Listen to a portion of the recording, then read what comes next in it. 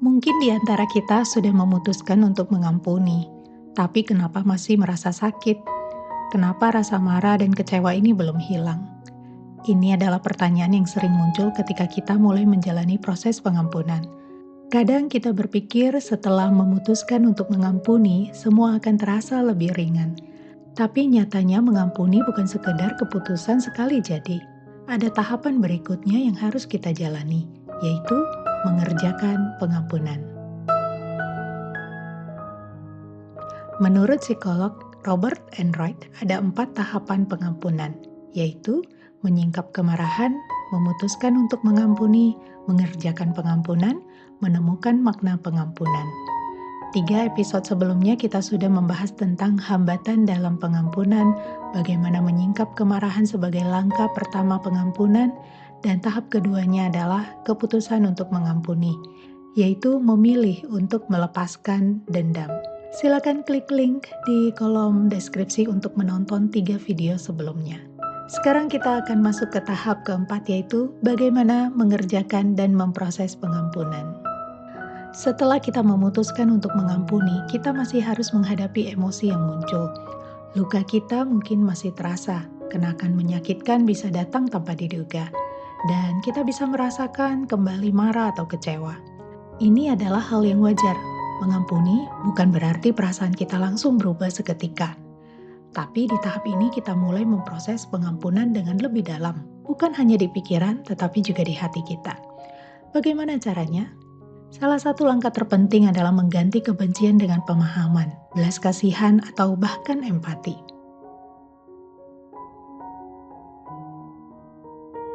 Empati bukan berarti kita membenarkan kesalahan orang lain, atau menganggap luka kita itu tidak penting.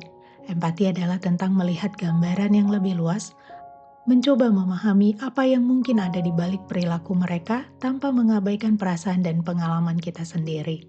Misalnya ada orang yang tumbuh dalam keluarga yang keras sejak kecil, dia sering merasa tidak cukup baik di mata orang tuanya.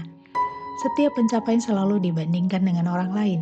Setiap kesalahan itu dikritik tanpa dukungan dan kasih sayang terasa sangat minim. Akibatnya, dia membawa luka itu hingga dewasa, merasa tidak pernah cukup, takut gagal, atau menyimpan kemarahan terhadap orang tuanya. Ketika luka ini masih segar, wajar jika ada perasaan kecewa atau marah. Tapi saat kita mulai melatih empati, kita bisa bertanya, apa yang membuat orang tua saya seperti ini? Mungkin mereka sendiri dibesarkan dalam lingkungan yang keras, tanpa banyak apresiasi atau kasih sayang. Mungkin mereka mengkritik, bukan karena tidak sayang, tetapi karena cara mereka mengekspresikan kasih berbeda dengan yang kita harapkan. Mungkin mereka menghadapi tekanan yang tidak kita ketahui, kesulitan ekonomi, trauma masa lalu, atau ketakutan mereka sendiri. Tentu saja memahami mereka tidak berarti kita harus mengabaikan perasaan kita sendiri atau membenarkan tindakan mereka. Luka itu tetap nyata dan batasan tetap perlu dijaga. Tapi ketika kita mulai melihat mereka sebagai manusia yang juga punya kelemahan, bukan sekedar sebagai orang tua yang seharusnya sempurna, hati kita perlahan bisa lebih terbuka untuk pengampunan. Mengampuni orang tua atau keluarga bukan berarti kita harus melupakan semua yang terjadi atau kembali menjalin hubungan jika itu tidak sehat. Tetapi dengan berlatih memahami, kita memberi ruang bagi diri kita sendiri untuk sembuh. Pengampunan bukan hanya tentang melepaskan mereka dari kesalahan, tetapi juga tentang melepaskan diri kita sendiri dari beban luka yang terus-menerus kita bawa.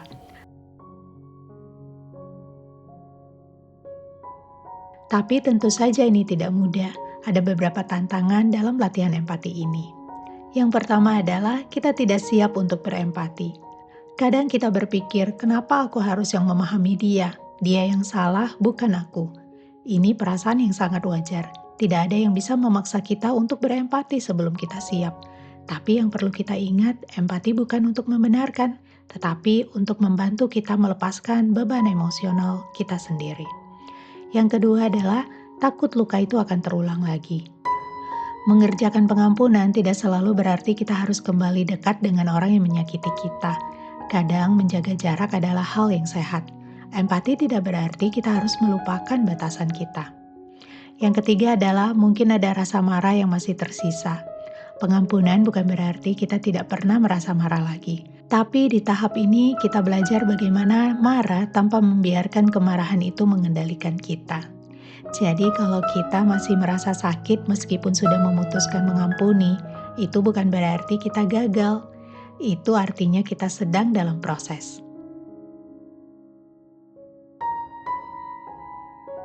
Mengampuni adalah sebuah perjalanan, bukan hanya tentang keputusan, tapi tentang memproses perasaan kita sedikit demi sedikit. Ketika kita mulai menggantikan kebencian dengan pemahaman kita sedang membuka hati kita untuk sesuatu yang lebih besar, kita memberi ruang bagi Tuhan untuk membentuk hati kita, untuk mengajarkan kita tentang kesabaran, kelembutan, dan kasih yang lebih dalam. Dan ingat, ini bukan akhir dari perjalanan pengampunan. Masih ada satu tahap lagi, yaitu menemukan makna pengampunan. Kita akan bahas di episode berikutnya. Untuk itu, silakan di-subscribe untuk mengikuti. Silakan juga like dan share jika memberkati. Silakan komen jika ingin sharing atau bertanya. Dan sampai bertemu di video selanjutnya. Tuhan Yesus memberkati.